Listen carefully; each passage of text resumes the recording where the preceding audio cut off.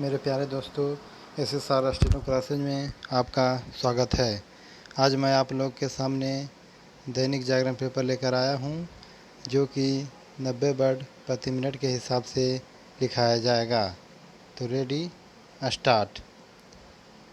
भारत केंद्रित कूटनीति, यह न केवल उल्लेखनीय है बल्कि भारत की बढ़ती महत्ता का परिचालक भी कि पिछले कुछ दिनों से नई दिल्ली में विदेशी मेहमानों का तांता लगा हुआ है।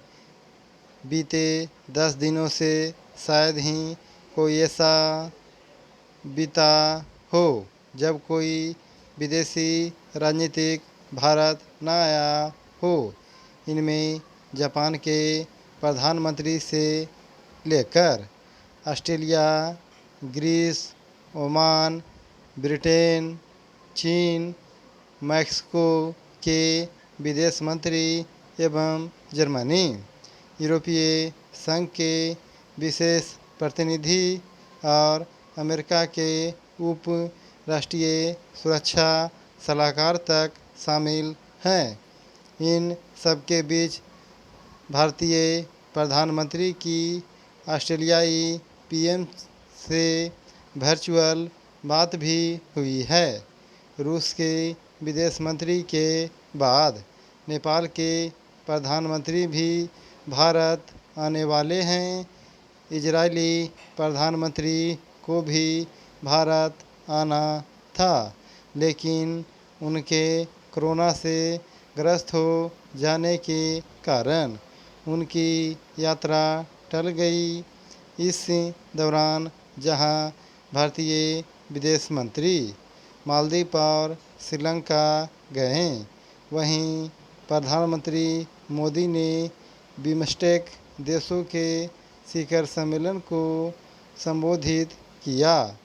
यह वह क्षेत्रीय सहयोग संगठन है जिसके माध्यम से उस कमी को पूरा किया जा रहा है जो दक्षेश के निष्प्रभावी होने के कारण देखने को मिल रही थी। यह भी ध्यान रहे कि यूक्रेन संकट के दौरान ही भारत की सदस्यता वाले क्वाड देशों के शासनाध्यक्षों में भी संवाद हो चुका है। इसके पहले ऐसे किसी कालखंड का स्मरण करना कठिन है जब भारत विश्व के प्रमुख देशों के केंद्र में इस तरह आया हो। यह स्थिति इसलिए बनी क्योंकि आज हर देश यह समझ रहा है कि भारत एक उभरती हुई शक्ति है और उससे सहयोग संपर्क आवश्यक है। भारत की इस अंतर्राष्ट्रीय अहमियत के पीछे भारतीय प्रधानमंत्री की वह कूटनीतिक सक्रियता है जो उन्होंने बीते 68 वर्षों में और यहाँ तक कि कोरोना काल में भी दिखाई।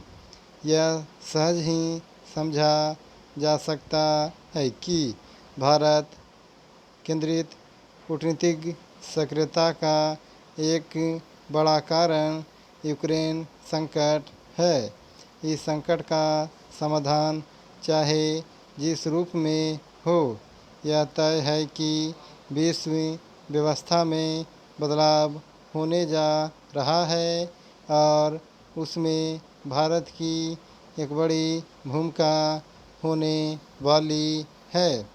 इसी कारण जहां कई पश्चिमी देश यूक्रेन मामले में भारत को अपने पाले में लाने की कोशिश कर रहे हैं, वहीं कुछ नई दिल्ली से यह जानना चाह रहे हैं कि रूस पर लगाए जा प्रतिबंध के असर का सामना कैसे किया जाए।